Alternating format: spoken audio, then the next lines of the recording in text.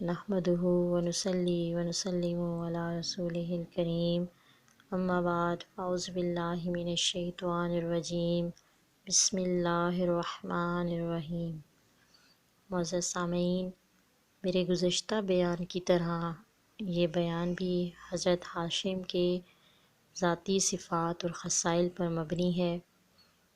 حضرت ہاشم جس شام کو ذی الحجہ کا چاند نظر آتا، صبح سویرے حرم میں تشریف لاتے اور کعبہ کی دیوار کے ساتھ ٹیک لگا کر کھڑے ہوتے اور خطبہ ارشاد فرماتے۔ ترجمہ: اے گروہ قریش، تم عرب کے سردار ہو، تمہارے چہرے بڑے حسین ہیں، تم زیرک اور دانش مند ہو۔ اے گروہ قریش، تم اللہ تعالیٰ کے گھر کے پڑوسی ہو، اللہ تعالیٰ نے تمہیں اس کا متولی ہونے کی عزت عطا فرمائی ہے اور اس کا ہمسایہ بننے کی خصوصیت سے نوازا ہے۔ اللہ تعالیٰ کے گھر کی زیارت کرنے والے اور اس کا ادب و احترام کرنے والے ابھی آئیں گے اور وہ اس کے مہمان ہوں گے، اور اللہ تعالیٰ کے مہمانوں کی عزت و تکریم کرنے کے تم زیادہ حقدار ہو، بس تم اس کے مہمانوں اور اس کے گھر کے زائرین کی عزت کرو۔ اس گھر کے رب کی قسم، اگر میرے پاس اتنا سرمایہ ہوتا تو میں خود ہی یہ سارا بوجھ اٹھاتا۔ میں اپنے پاکیزہ اور حلال مال سے اس مقصد کے لیے کچھ حصہ نکالوں گا، ایسا مال جس کے حاصل کرنے میں نہ قطع رحمی کی گئی ہے اور نہ ظلم روا رکھا گیا ہے اور نہ اس میں کچھ حرام داخل ہے۔ میں تم سے یہ التماس کرتا ہوں کہ جو چاہے اس نیک مقصد کے لیے مالی تعاون کرے۔ کوئی آدمی ایسا مال نہ دے جو پاکیزہ نہ ہو، جس کے حصول میں کسی کے ساتھ ظلم کیا گیا ہو اور وہ کسی سے زبردستی چھینا گیا ہو۔ اہل مکہ آپ کی اس دعوت کو بصر و چشم قبول کرتے اور بڑھ چڑھ کر مالی تعاون کرتے۔ یہ سب چیزیں دارالندوہ میں جمع کر دی جاتیں۔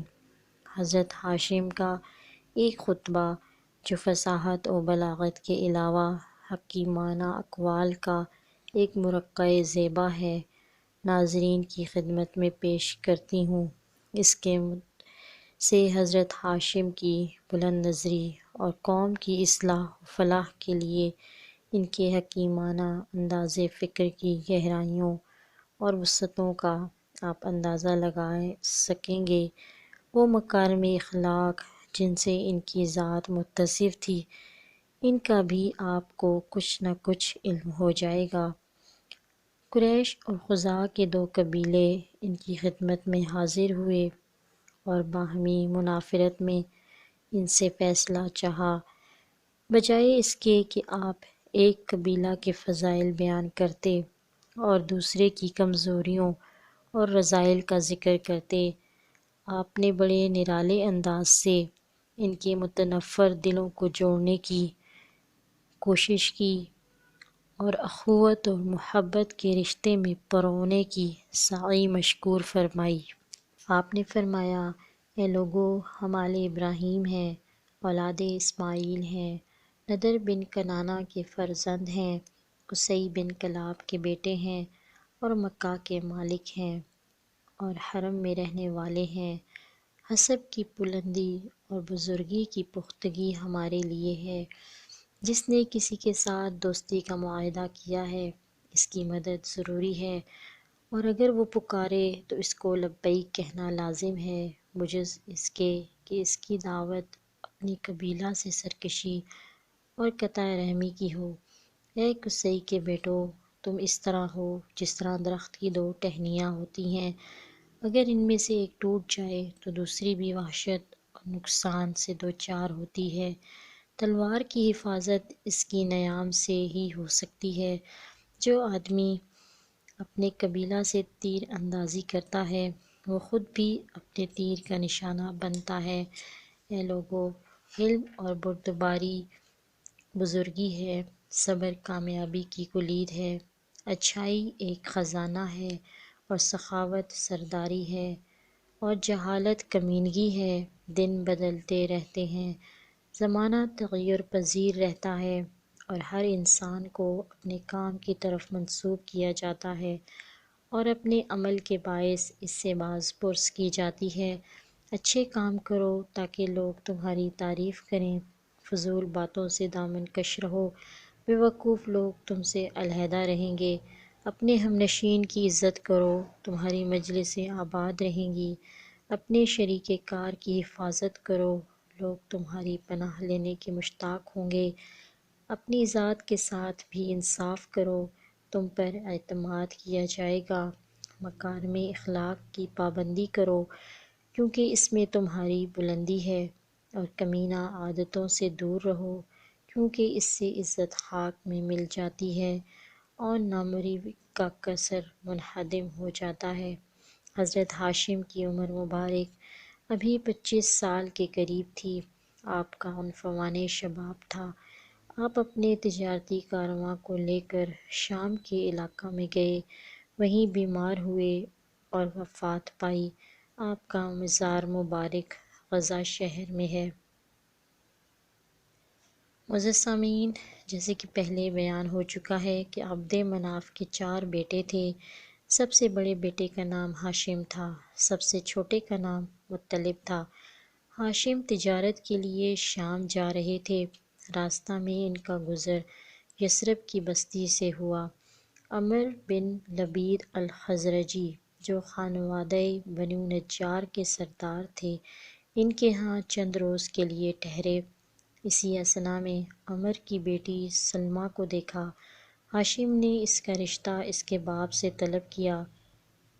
عمر نے بڑی خوشی سے اپنی بچی کا رشتہ مکہ کے قریشی سردار ہاشم کو دینا منظور کر لیا۔ شادی طے پائی لیکن رخصتی نہ ہوئی۔ البتہ عمر نے یہ شرط لگائی کہ جب اس کی بچی کے ہاں اولاد پیدا ہونے کا وقت آئے گا تو وہ بچہ بچی اپنے گھر میں جنے گی۔ ہاشم اپنے کاروبار کے سلسلہ میں ملک شام کو روانہ ہو گئے۔ اپنی کاروباری مصروفیتوں سے فارغ ہونے کے بعد واپسی پر اپنے سسرال آئے۔ عمر نے اپنی بیٹی کو رخصت کیا۔ آپ اسے لے کر مکہ پہنچے، کچھ عرصہ وہاں رہے۔ وہ حاملہ ہو گئیں۔ جب بچے کی پیدائش کا وقت قریب آ گیا تو حسب وعدہ آپ کو اپنی زوجہ کو اس کے باپ کے پاس یثرب بھیج دیا۔ جب مولود مسعود پیدا ہوا تو اس کے سر کے بالوں میں چند سفید بال تھے، اس لیے ان کا نام شیبہ یعنی بوڑھا تجویز ہوا۔ ہاشم پھر تجارتی کارواں کے ہمراہ شام گئے اور وہیں داعیِ اجل کو لبیک کہی۔ شیبہ اور ان کی والدہ سلمیٰ یثرب میں ہی رہ گئیں۔ 7 سال کا عرصہ گزر گیا۔ اتفاقاً بنو حرث بن عبد مناف کا ایک آدمی یثرب سے گزرا۔ اس نے وہاں کم سن بچوں کو نشانہ بازی کرتے دیکھا۔ ایک بچہ جب اس کا تیر نشانہ پر لگتا تو بڑی مسرت اور فخر سے نعرہ لگاتا، انا ابن ہاشم، انا ابن سید البطحاء، یعنی میں ہاشم کا فرزند ہوں اور میں بطحاء کی وادی کے سردار کا بیٹا ہوں۔ جب وہ مکہ پہنچے تو مطلب کے پاس گئے۔ وہ اس وقت حجر میں مجلس جمائے بیٹھے تھے۔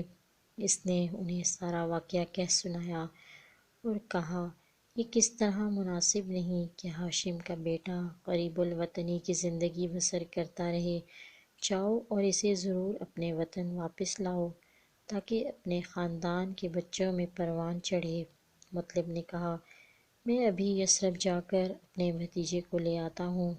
اس آدمی نے اس سفر کے لیے اپنی اونٹنی پیش کی۔ مطلب اس پر سوار ہوئے، تیزی سے مسافت طے کرتے ہوئے یثرب پہنچے۔ صحیح قول یہی ہے کہ آپ نے اپنے بھائی کی بیوہ سلمیٰ کو کہا کہ وہ بچے سمیت ان کے ہمراہ مکہ چلے تاکہ بچہ کی صحیح ماحول میں مناسب تربیت اور پرورش ہو سکے۔ سلمیٰ نے خود تو مکہ آنے سے انکار کر دیا لیکن اپنے بیٹے کے مستقبل کی خاطر بچے کو مکہ بھیجنے پر رضامند ہو گئیں۔ معزز سامعین، یہ سلسلہ یوں ہی جاری رہے گا۔ آپ میرے اس چینل کے ساتھ جڑے رہیے، نیز میرے چینل کو لائک شیئر سبسکرائب ضرور کیجیے تاکہ میرے آنے والی ویڈیوز آپ تک پہنچتی رہیں۔ اجازت چاہتی ہوں، اللہ حافظ۔